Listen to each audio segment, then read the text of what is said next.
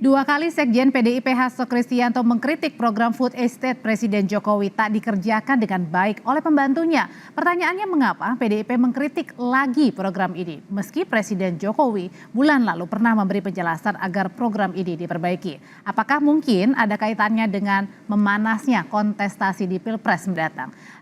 Sore hari ini sudah bergabung bersama kami ada politisi PDI Perjuangan Nusirwan Suyono, ada juga juru bicara pemenangan Partai Gerindra Wihadi Wiyanto dan pengamat politik Adi Praitno. Sore Bapak-bapak. Sore. Saya mau ke Pak Irwan dulu. Pak Irwan, jadi kenapa sih PDIP ini mengkritik dua kali program food estate? Ya, kalau mengkritik berapa kalinya itu bukan substansinya. Tapi saat ini adalah banyak tuntutan untuk calon presiden.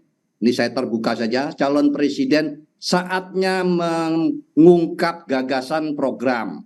Supaya rakyatnya tahu program apa, gagasan apa yang akan dilakukan pada saat menjadi nanti memimpin kelak.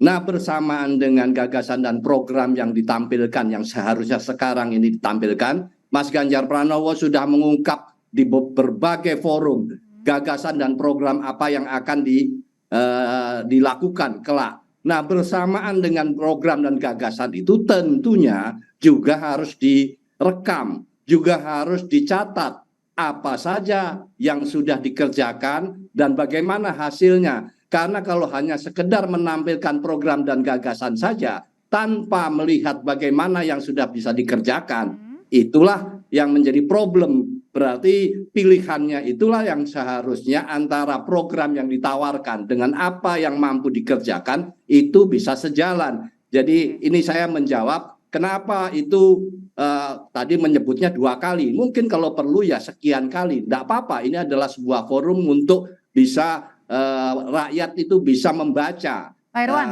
Lagi mungkin kalau ada media menanyakan kok sampai 3-5 kali ya tidak apa-apa. Tapi kemarin itu Sekjen PDIP Mas Hasto menyebut menteri. Nah, menterinya ini yang dimaksud siapa? Yang disasar siapa? Ya sudah jelas bahwa dari film dan apa yang narasi yang ditampilkan Kompas TV sore ini kan itu penanggung jawab diberikan kepada Kementerian Pertahanan. Maka sudah tidak perlu dipertanyakan lagi arahnya kepada mana? Ya kepada yang bertanggung jawab. Berkaitan dengan semua belum ada anggaran dan sebagainya. Itulah tanggung jawab inisiator atau katakanlah yang bertanggung jawab untuk mengimplementasikan berbagai aspek yang diperlukan.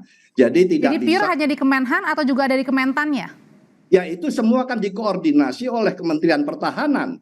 Jadi apa kalau dikatakan bahwa acuannya hanya ada pembiayaan atau tidak ada pembiayaan? Jadi spesifik yang dimaksud adalah Menteri Pertahanan Pak Prabowo Subianto?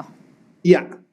Ya, saya jawab saya tegas bahwa dan itu sudah ada di dalam film tadi yang ditampilkan kan munculnya kan bersama-sama dengan Pak Prabowo di dalam di pertanian ini kan masa ya Pak Adi Prayitno kan tidak karena di situ kan kalau gitu Pak Irwan saya akan langsung kasih kesempatan buat juru bicara pemenangan Prabowo Subianto. Pak Wihadi yang disasar langsung nih Pak Prabowo Subianto yang saat ini menjabat sebagai Menteri Pertahanan. Ya begini. Jadi untuk sekian kalinya kita harus menjelaskan bahwa food estate ini adalah memang gagasan dari Presiden Joko Widodo. Dan ini memang koordinatornya adalah Kementerian Pertahanan. Itu betul. Namun tidak ada anggaran yang ke Kementerian Pertahanan terhadap food estate. Tapi anggarannya ada di Kementerian Pertanian dan PUPR. Nah, ini permasalahan kalau kita lihat bahwa hutan yang sekarang ini pun digarap land clearingnya yang dimana adalah merupakan tanggung jawab daripada Kementerian Pertahanan yang sudah dilakukan land clearing itu adalah dari HPH. Itu HPH itu sendiri pun adalah hutan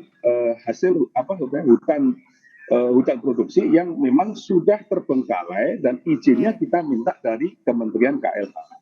Nah, disinilah ini permasalahannya, mengkoordinasinya ini kan Pak Prabowo juga mempunyai program-program mengenai food estate ini. Berarti artinya ada koordinasi dan juga tadi anggaran ya Pak Wiyadi ya? anggarannya bukan di Kementerian Pertahanan, Oke. anggarannya ada di Kementerian Pertanian dan Oke. KLH kita minta itu suratnya. Jadi dalam hal ini mengkoordinasi itu kan kita sudah lakukan land clearing-nya, ya kan? Bahwa serta merta itu tidak bisa langsung ditanam.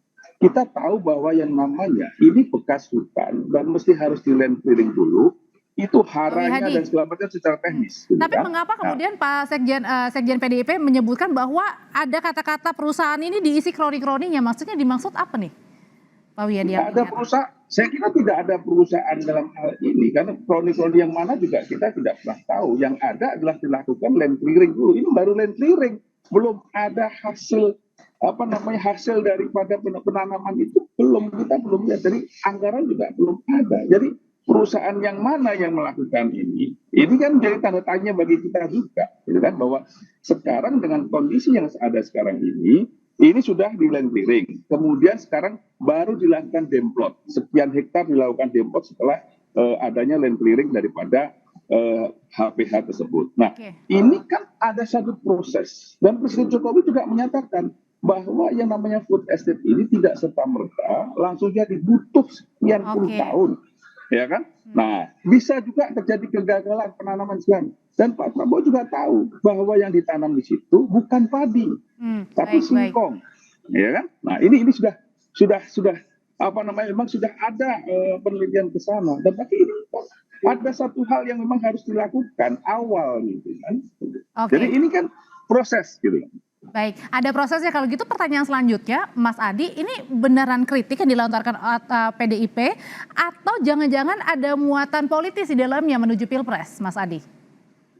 Ya, saya kira dua hal, Audrey. Pertama, secara substansi soal food estate ini kan sebenarnya sudah lama disampaikan secara terbuka, terang benderang oleh orang nomor 2 di PDIP, Pak Hasto Kristianto. Ya, kalau Pak Hasto yang bicara kan mewakili partai tentu saja, bukan mewakili yang lain. Secara substansi bahwa proyek soal ketahanan pangan yang dirancang oleh Jokowi pada level implementasi itu dianggap gagal total.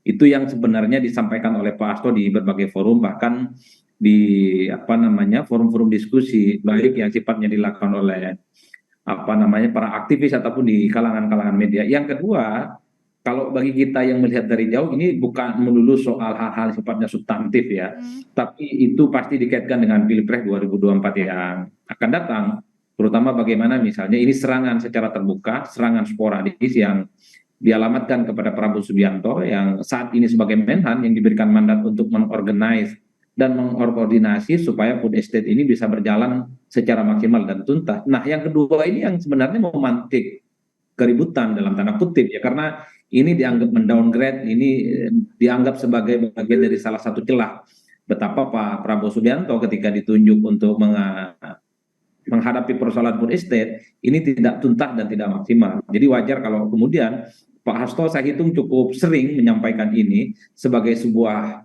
bentuk kegagalan yang tidak maksimal, dan bahkan ini juga beberapa waktu yang lalu disebut sebagai kejahatan lingkungan, dan di situ juga ada dibangun perusahaan-perusahaan yang katanya ada kroni-kroni di dalamnya. Bagi saya ini adalah serangan yang cukup menukik ya yang dialamatkan kepada Pak Prabowo Subianto. Oleh karena itu yang menjadi perdebatan saat ini melampaui batas-batas yang sifatnya substantif. Bagaimana ke depan tentang ketahanan pangan, tapi bagaimana ini adalah kritik terbuka yang tentu saja ini dalam tanda kutip tentu akan menjadi celah ya. Artinya sebenarnya kritik ini sah-sah saja diutarakan gitu? Ya pastinya jelang Pilpres kayak gini kan orang bertanya-tanya gagasan capres, kemudian juga mengkritik apa yang menjadi kelemahannya secara terbuka. Ke depan saya kira bukan hanya Pak Prabowo yang dikritik, Pak Ganjar juga dikritik, Pak Anies juga dikritik. Saya kira ini adalah sebagai salah satu bentuk edukasi politik juga kepada publik bahwa kalau memang ada sesuatu fakta politik yang harus disampaikan terkait dengan rekam jejak sang calon, saya kira harus disampaikan secara terbuka.